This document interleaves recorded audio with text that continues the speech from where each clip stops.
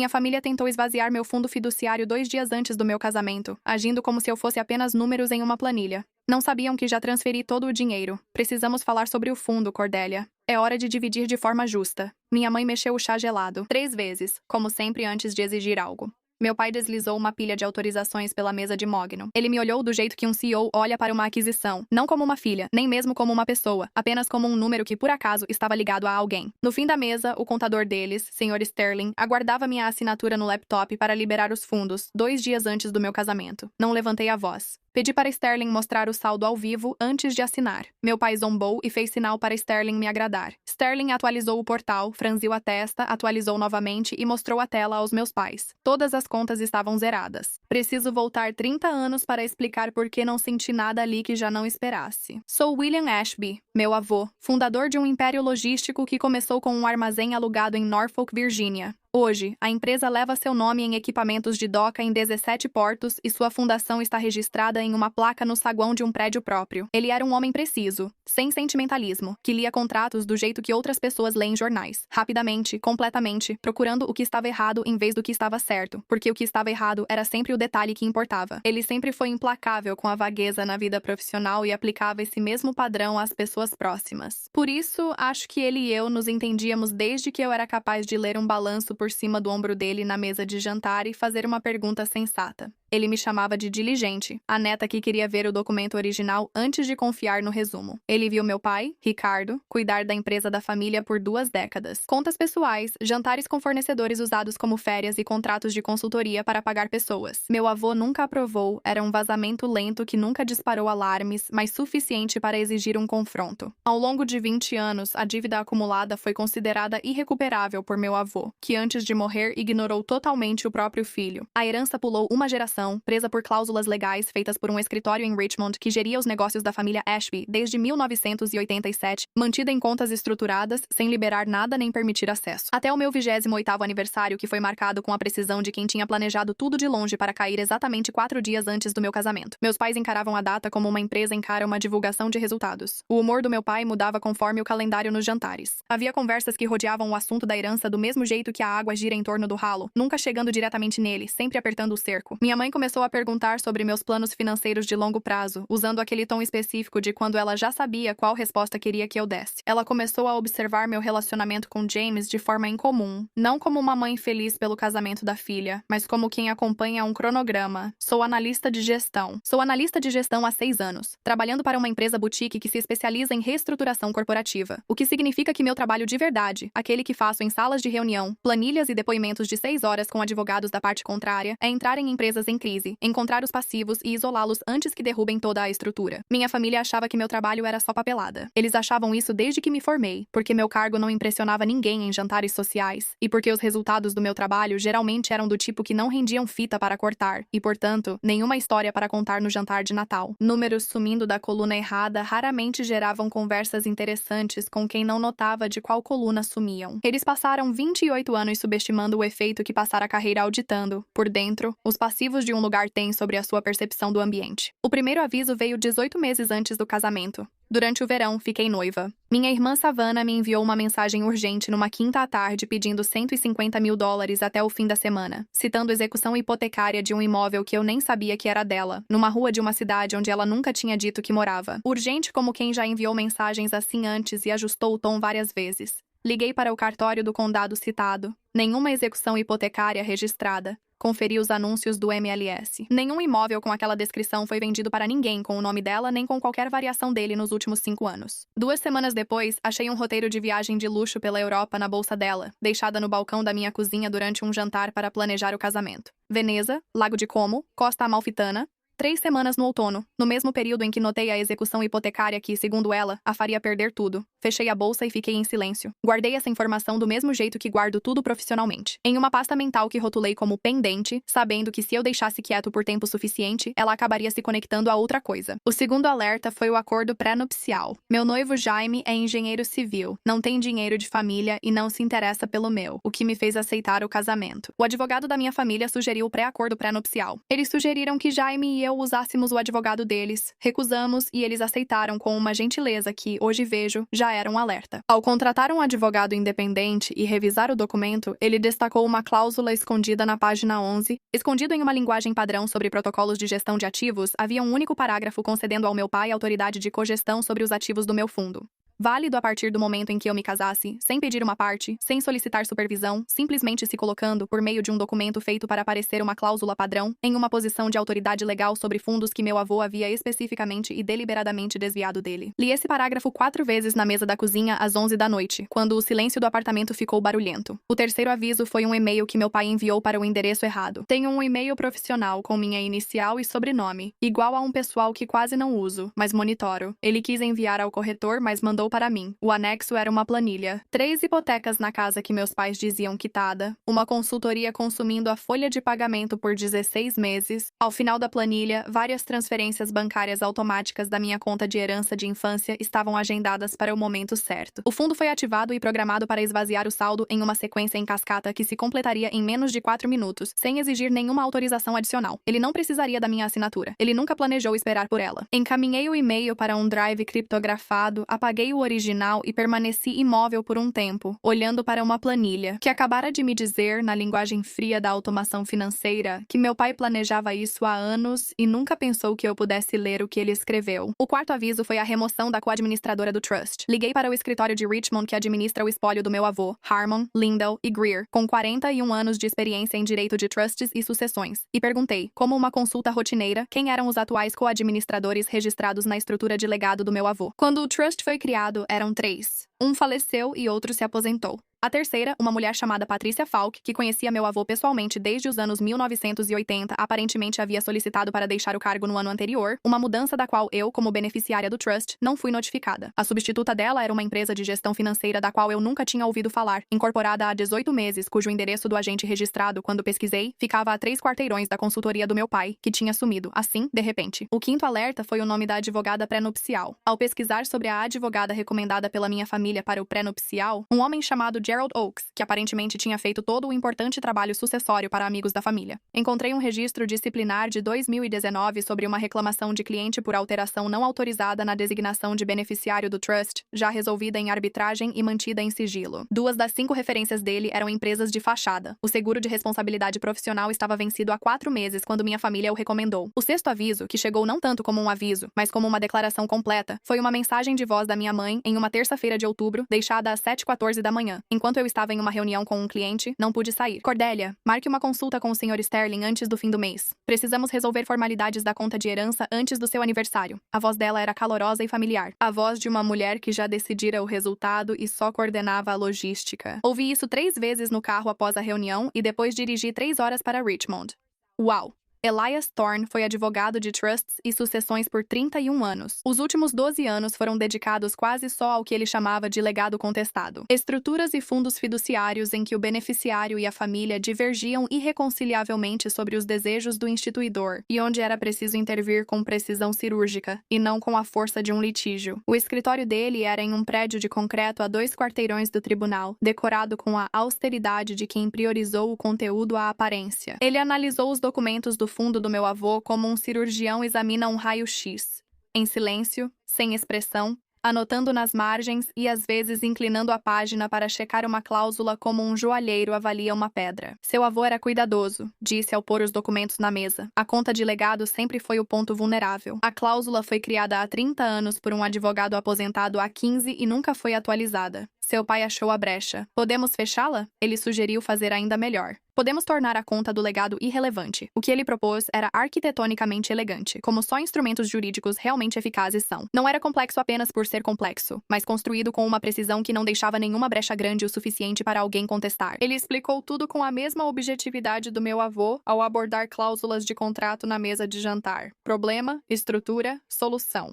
Deixamos de usar a conta antiga para transferências. Criamos uma LTDA SEG em Delaware, opção para quem não deseja divulgar publicamente a estrutura de propriedade. Abaixo dela, um trust irrevogável com linguagem que excluía explicitamente qualquer cogestão de partes não nomeadas nos documentos de formação. Uma cláusula criada, segundo Elias, para fazer a página 11 de um acordo pré-nupcial ser tão útil quanto uma autorização do dentista. Protocolamos uma ordem com o administrador corporativo do patrimônio do meu avô para que, ao ativar o trust, todo o valor fosse transferido direto para a nova estrutura, sem passar pela conta de legado. Sem batalha judicial, sem confronto, sem aviso para quem não precisava saber. Meu pai não receberia notificação, alerta, confirmação, nem mensagem de erro. As transferências automáticas seguiriam o cronograma, encontrariam uma conta vazia e finalizariam a cascata de 4 minutos com saldo zerado. Só silêncio. Elias explicou a linha do tempo 3 vezes. Ele afirmou que o único risco era erro humano e garantiu que não cometia esse tipo de erro, falando como um fato, sem arrogância.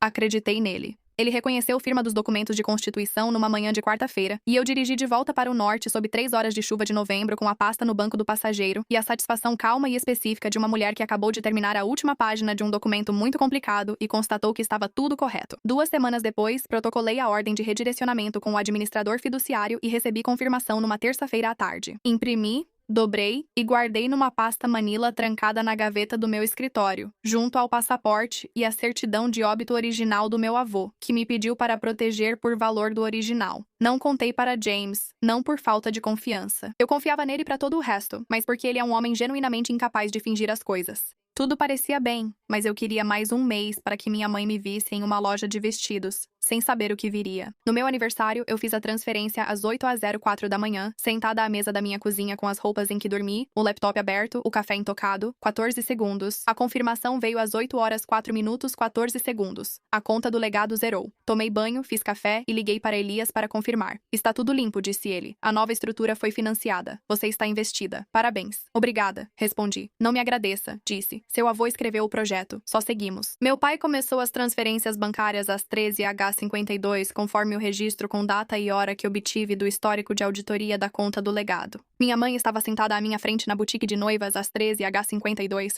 sorrindo para o celular com a satisfação de quem acha que comemora uma transferência perdida há cerca de 5 horas e 48 minutos. Eu estava em cima do pedestal com o vestido enquanto faziam os ajustes com alfinetes. Eu não olhei o meu celular. Pausa rápida. Se você quiser mais histórias como essa e com melhor qualidade, meu Spotify está linkado na descrição. 48 horas depois, fui chamado para uma suíte privativa no clube de campo. A mesa estava arrumada para transmitir poder antes de qualquer palavra ser dita. Meu pai na cabeceira, com a cadeira 3 centímetros mais alta que as demais, um detalhe que percebi de imediato, típico dele. Ele percebeu cedo na carreira que o posicionamento físico em negociações era um sinal que a maioria nem percebia conscientemente, mas ao qual todos reagiam. Minha mãe à direita, chá gelado servido, 3 mexidas antes de eu sentar. Savannah encolhida em uma cadeira do outro lado, desempenhando o papel da irmã desinteressada que simplesmente veio junto e não tinha nenhum interesse especial em nada disso. Achei admirável sua consistência, já que o itinerário europeu dela estava na minha escrivaninha, com data da mesma semana do suposto despejo que nunca existiu. Sr. Sterling, do outro lado com seu laptop, ombros curvados, sabia que seu papel era apenas abrir um portal e compartilhar a tela, entendendo que a reunião não era sobre ele. Uma cadeira vazia, isolada do outro lado da mesa, era arranjada para me fazer sentir em desvantagem numérica. E conseguiu, de modo distante e clínico, como um argumento bem feito em uma petição faz você respeitar o autor, mesmo enquanto o rebate. Meu pai deslizou os formulários de autorização sobre a madeira. Ele colocou uma caneta prateada em cima, a própria caneta dele, aquela que ele usava para assinar coisas que queria que parecessem significativas, a caneta que ele usou em todas as reuniões do conselho que eu já ouvi presidir. Ele me olhou como sempre nas negociações da vida adulta, certo do resultado, como se fosse só formalidade. Não pediu, ordenou. Olhei para a caneta, depois para ele. Pensei rapidamente no meu avô sentado em outra mesa, em outra década, lendo contratos do jeito que outras pessoas leem jornais, procurando aquilo que estava errado. Antes de assinar, pedi que Sterling mostrasse o saldo ao vivo da conta de origem. Verificação padrão. A expressão do meu pai não mudou. Ele assentiu para Sterling com tolerância, só cumprindo formalidade. Sterling abriu o portal, franziu a testa e atualizou a página. Ele atualizou novamente, agora com as 2 mãos no teclado, como se fosse um problema mecânico, e virou a tela para a mesa. As mãos da minha mãe bateram forte no mogno, fazendo o chá gelado balançar. O rosto do meu pai mudou de cor 3 vezes em cerca de 4 segundos. Rosa, depois cinza, e então uma cor sem nome.